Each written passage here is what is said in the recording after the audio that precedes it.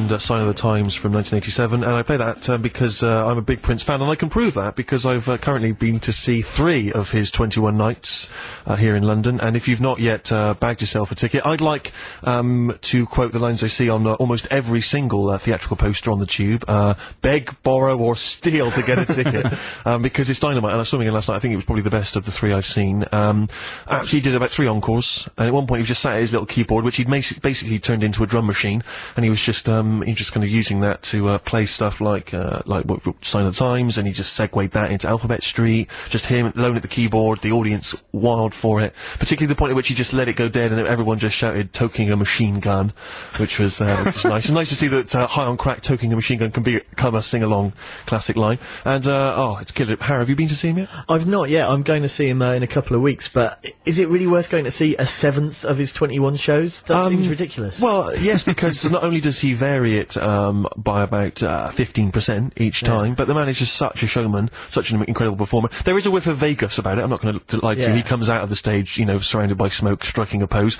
But he's just an extraordinary performer, and there are very few, I think, live performers now who have that sort of showmanship quality. They know they're putting on a show. Actually, you mentioned Jenny Lewis earlier, and she always strikes me as someone who's got a great sense of stage theatre. But nowadays it seems like, you know, it's long-haired fringes, head down, rage through the set, wander off again. Not Prince. He talks to the audience, he plays around. Yeah, Wonderful. I mean, my friend went to see Prince, and he was a little disappointed, because he concentrated a lot on album tracks that night, and it got to the first encore, and he sat at his piano and started bashing out just the first line from a number of songs. Yes. And did it for about 5 minutes, and they went, "I got so many hits!" Yes.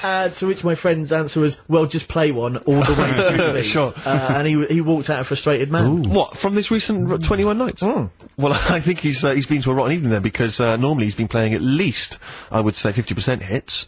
And you'll almost certainly get Kiss and Cream and Let's Go Crazy and the like. First time I went great, although I was sat next to a speaker. Second time I was up in the gods, it's some exclusive VIP section. It wasn't as good. Yes, I was sat next to Garth Crooks. Crooksy. Crooksy was there. But you've got to be in the thick of it. You've got to be in there to just feel the vibe. You've got to be able to see his tiny little shoes, and the fact that he's, although still quite a good looking, you know, I mean, he still looks well. He hasn't aged badly. There is a slight whiff when you get up close up. The makeup, he's starting to look a little bit like Little Richard, which has got to be careful. But he's 49 now, God bless him. So anyway, I think you'll have a cracking time. Dan, of course, he loves the funk, he loves the noodle, and yet he's refusing to go and see the tiny man. I don't understand why. Refusing seems a bit harsh. I haven't got round to it, but I think I'll continue to refuse and then regret it for the rest of my life. There was a giant, big, fat man who somehow managed to get next to me dancing last night. He had a huge yellow t-shirt. I think he probably was foreign. Yeah. I mean, you know, from sort of Norway or Scandinavia or something. He had some binoculars, even though we were only about 5 rows away. I thought, I don't know how close you need to see this man, how tiny. He's a very tiny man, I know, but you could see him visibly easily.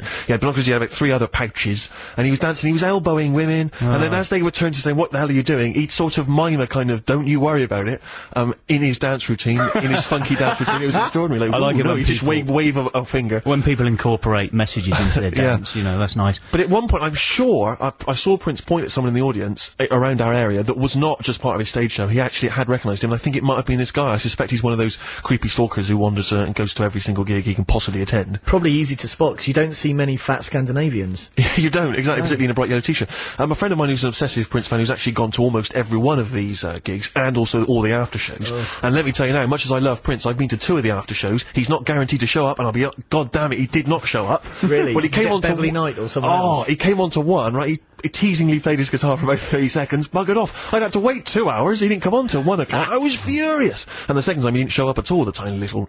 You've changed your tune a bit. I have. I hate him, and I hope you have a rotten time. I hope he takes it out on you. Anyway, no, it's dynamite, and if you get the chance to see a tiny purple one, then you should. What was I going to say? Oh yes, Harry, it's time for you to